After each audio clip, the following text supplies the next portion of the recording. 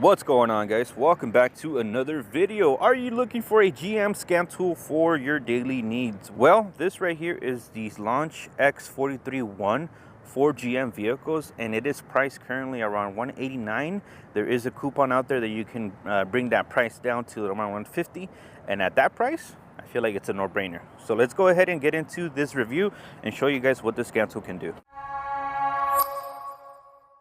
When you order one of these scan tools, what you get in the box is pretty simple. You get your owner's manual and the scan tool itself with the dongle that you connect to the OBD2 port. Let's go ahead and fire this guy up and update it. The nice thing about this scan tool is it has been updated to have an internal battery now, so you don't have to be connected to the vehicle at all times to see the information that you have saved. For example, like your saved reports or your trouble codes. I already set up the scan tool, but what you're gonna have to do when you first open it up and turn it on is update it and register it. So once you get that done, you want to just double check that you're up to date on all the software, which you'll find under the upgrade button right here. I'm not connected to Wi-Fi, but there shouldn't be anything that I need to update anymore because I've just did it before I came out here.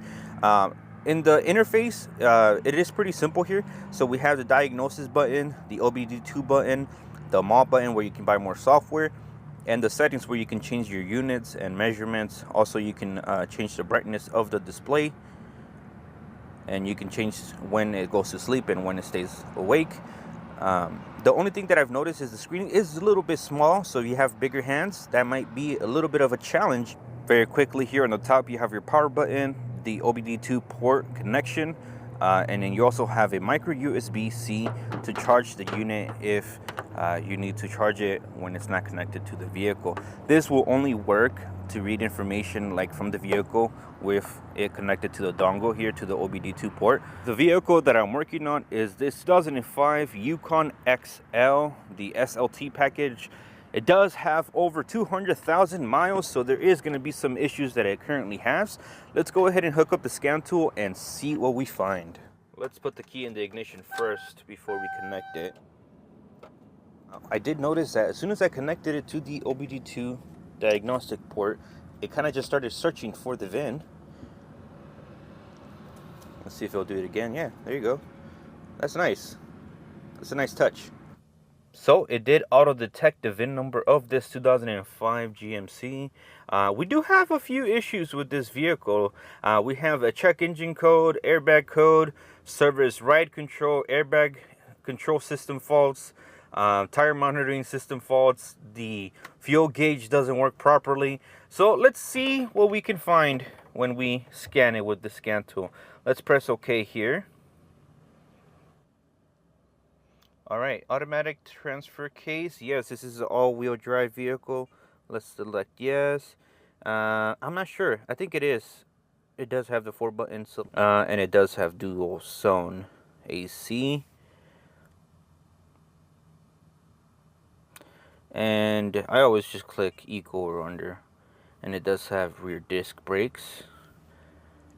That is all very standard things that you kind of have to select when you connect your scan tool to these vehicles that I've been working on. So it looks like it's automatically doing a health report. It looks like it did a health report by itself, so it is scanning the whole vehicle without me having to go in there and manually doing that, which is nice if you are trying to save time. Well, it is going to scan the whole vehicle. Let's see how long that takes.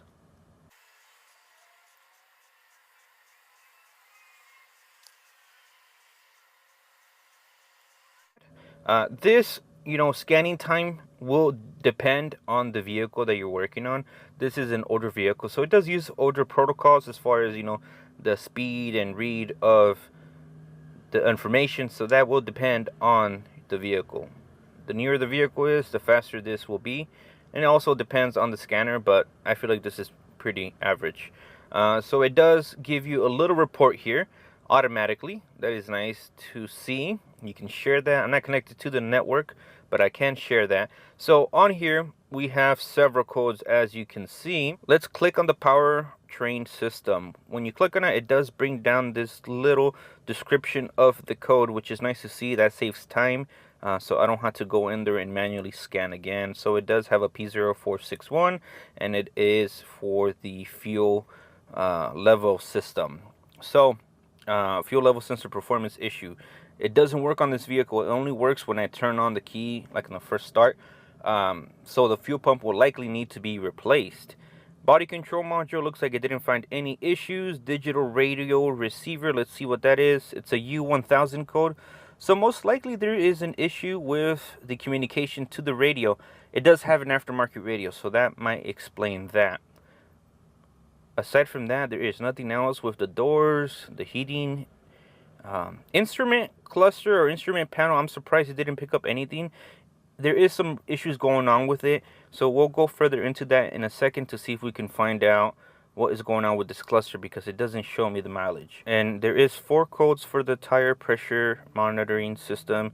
It does have aftermarket wheels without the TPMS sensors, so that explains that. Let's go down here. Passenger presence system. So we do have some issues here with the airbags.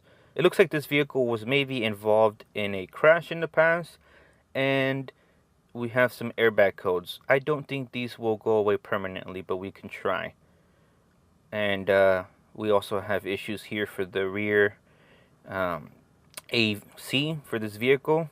It might be a button or something that is broken back there. Again, for the airbag, we do have several codes as well, letting us know that there was a deployment and maybe there's an open circuit. Nothing too crazy that I'm seeing here, but what I like seeing is that it gives you so much information. So it did all that quickly without me having to go in there and manually do it. In my opinion, that is a huge time saver, because you could just connect it, plug it in, click a few things, walk away, let it do its thing, and you'll come back and you'll have a full system report. Once you go back, you will have the list again for the trouble codes, and you can go into each system. The only thing that I kind of don't like about this interface is, look where they put the back arrow or the forward arrow, right next to the X. So you got to be very careful to click that. And like I said, if you have bigger fingers, this might be an issue. Okay, let's go ahead and do the read.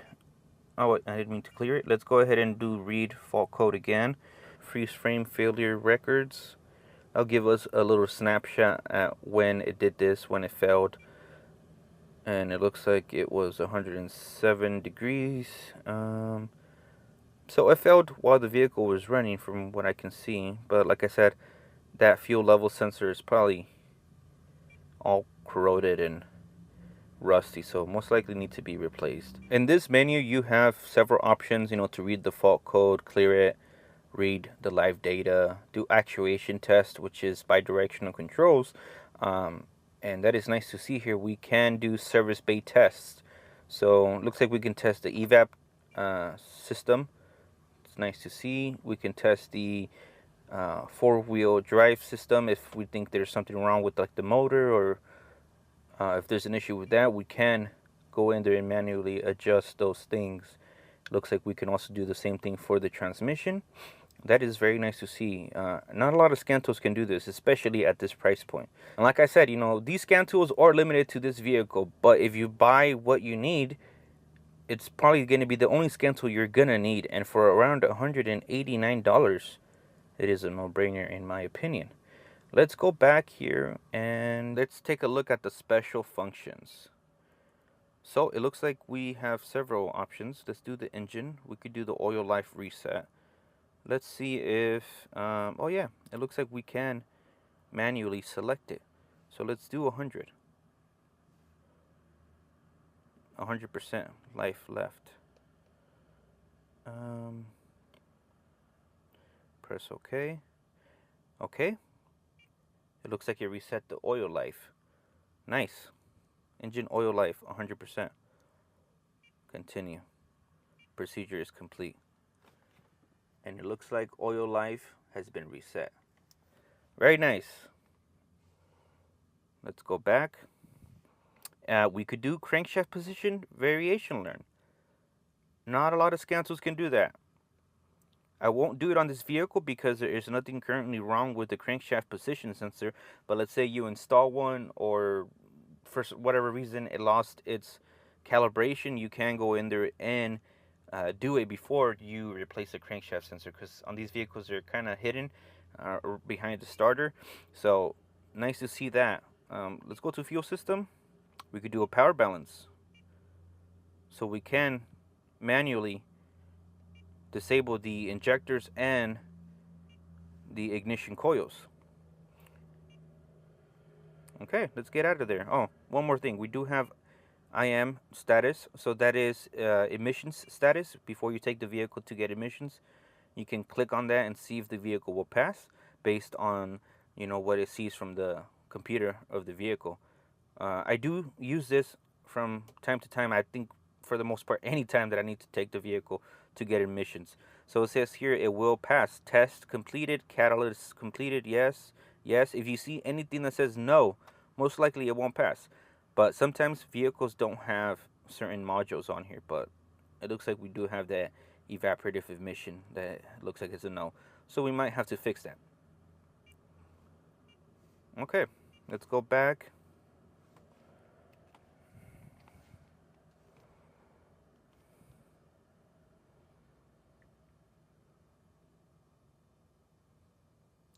All right.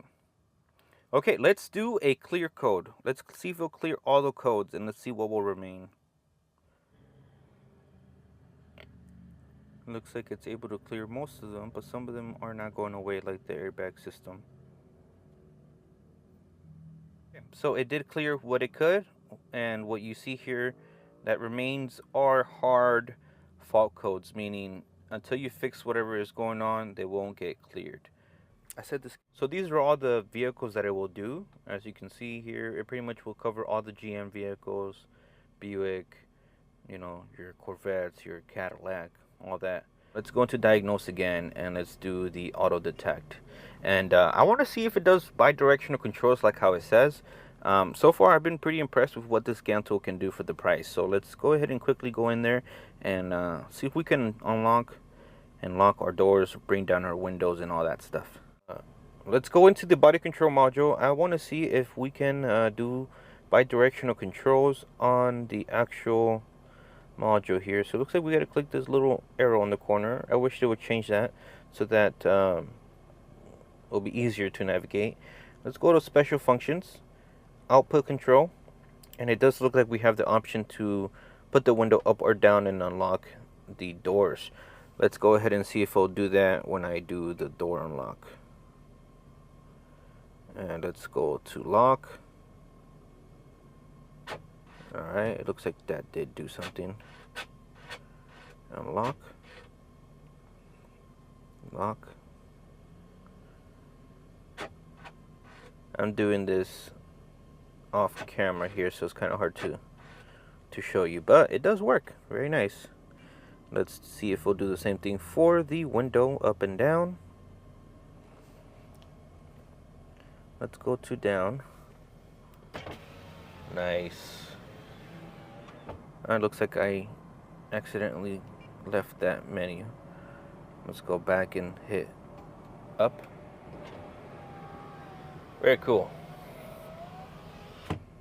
All right.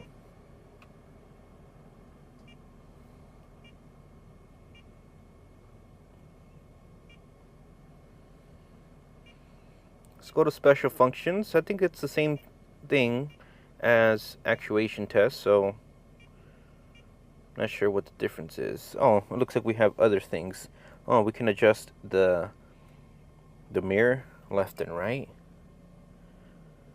All this stuff is useful because if you think that you have a bad master switch and it doesn't work, then this kind of can confirm that for you without having to take that off. Let's go to left. It looks like it is working. Right. Very cool. Yeah, so it looks like it can do a whole bunch of things and more. Alright guys, so what are my final thoughts? Let me break it down to you guys in this way. The pros and cons. This guy has free lifetime updates. So that is already a plus. It's less than $200. That's a plus. Build quality feels pretty solid. In my opinion, that's a plus. The only con that I really can see here is the screen size. It's a little small and it's kind of hard to navigate if you have bigger fingers. Aside from that, it does everything exceptionally well for the price. And I would recommend it for you if you're going to be working on GM vehicles from time to time and you need something that does what it says is going to do good. I can do a lot of things with this scan tool. I can do bidirectional controls. I can read live data. It pretty much has you covered. The only thing that I don't think that it can do is the key programming, which is to be expected at this price point. You can't really have it all. And like I said in my previous videos, there is no perfect scan tool that can do it all. So you kind of have to pick and choose what you need. In my opinion, this is a great go-to scan tool that will cover 90% of what you need to do. So with that being said, guys, this is pretty much going to wrap up the end of the video. If you are interested in purchasing this scan tool, I will leave a link in the video description down below, along with the discount code, so that you can bring that price down a little bit lower. And at that point, it's a definite go for me. I'll see you guys on the next video. Peace out. Let's do a quick gauge test.